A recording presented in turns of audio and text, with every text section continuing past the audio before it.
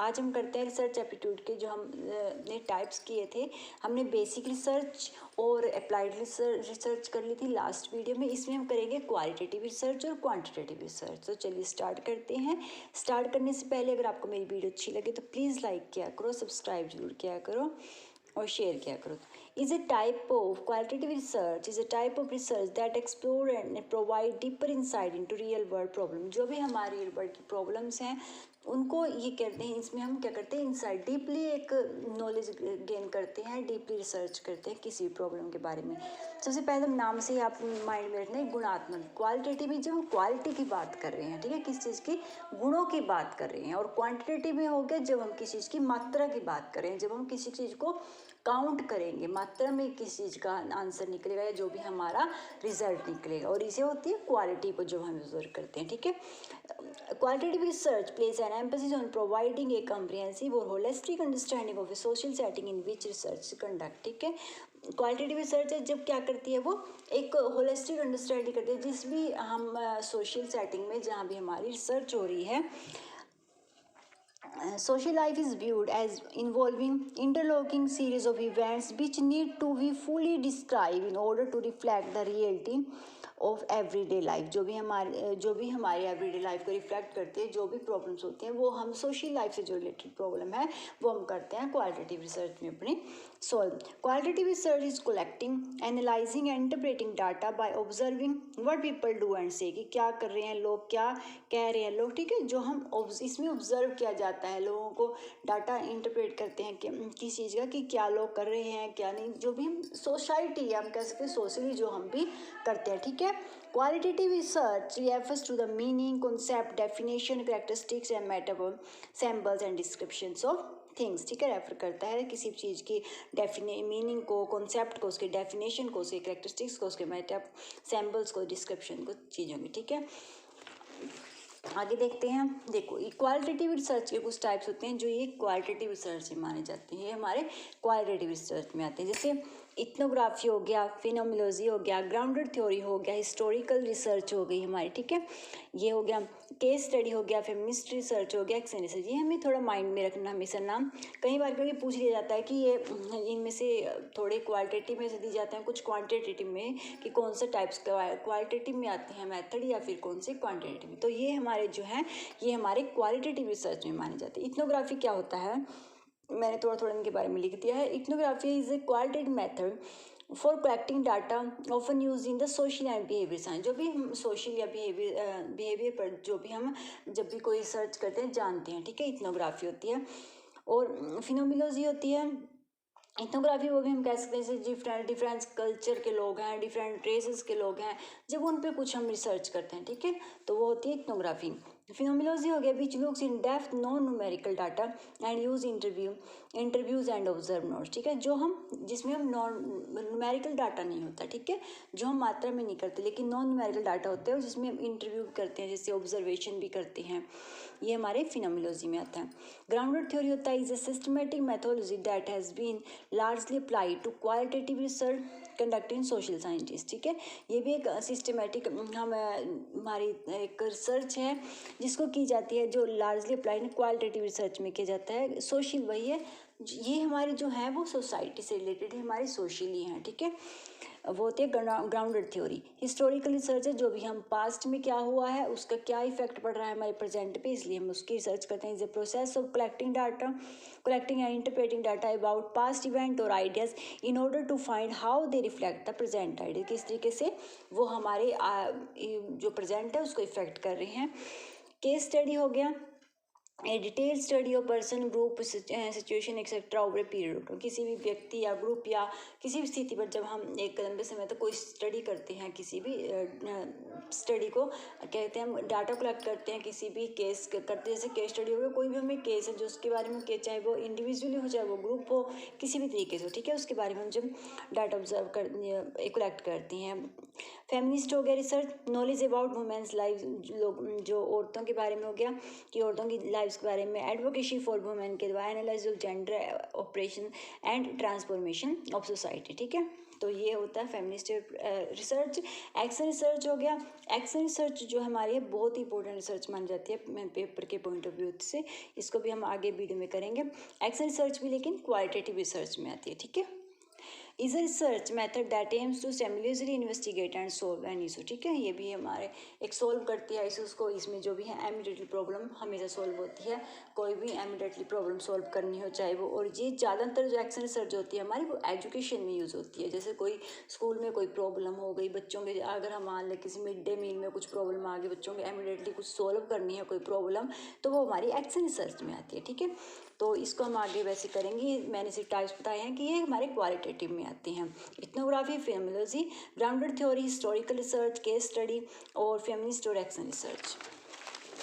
आगे देखते हैं हम अपनी qualitative research, quantitative research. Quantitative जिसको हिंदी में बोलते हैं मात्रात्मक, जिसमें हम मात्रा को ऑब्जर्व करते हैं, ठीक है, वो होती है हमारी मात्रात्मक या quantitative research. Quantitative research deals in numbers. देखो जहाँ पर वो नंबर्स में डील्स करेगा, लॉजिक में डील्स करेगा and objective stance.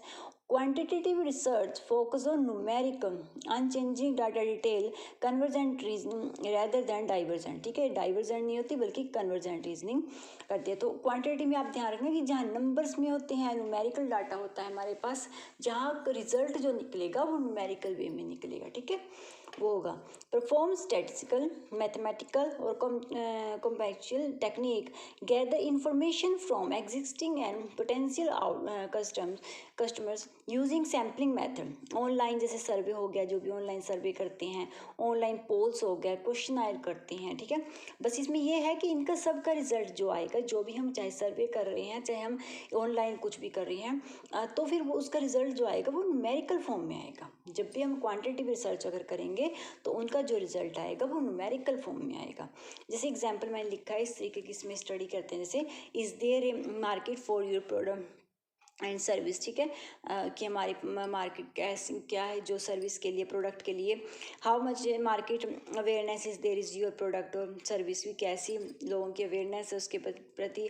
How many people are interested in buying your product और सर्विस, की कितने लोग आपको पसंद कर रहे हैं। तो जो भी हमारा रिजल्ट वो सब रिसर्च इसके अंदर आएंगी, जिसका हम न्यूमेरिकल फॉर्म में, जिसका हमें डाटा कलेक्ट करना है, ठीक है, जिसमें भी काउंट करनी है कोई चीज़ कि कितना है, कितनी मात्रा में है कोई भी चीज़, तो वो होती है हमारी क्वांटिटेटिव रिसर्च।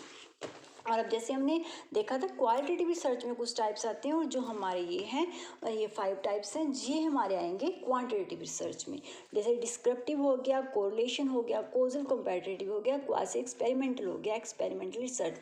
वैसे तो हम इनके बारे में 1 बाय 1 सबका डीपली करेंगे, लेकिन मैंने इसमें भी थोड़ा थोड़ा इनका आंसर लिख दिया। लेकिन इससे अब सिर्फ आपको ये ध्यान में रखना कि ये आते हैं जो हमारे वो आते हैं क्वांटिटेटिव रिसर्च में। जैसे डिस्क्रिप्टिव रिसर्च हो गया, the emphasis is more on providing answer what, ठीक है, किस चीज़ का आंसर करते हैं, व्हाट का question, then why, question about a particular study topic, ठीक है, किसी भी चीज़ की क्या है, कोई चीज़ क्या नहीं, तो उसके बारे में ही हमारा डिस्क्रिप्टिव रिसर्च एक रिसर्च करते हैं।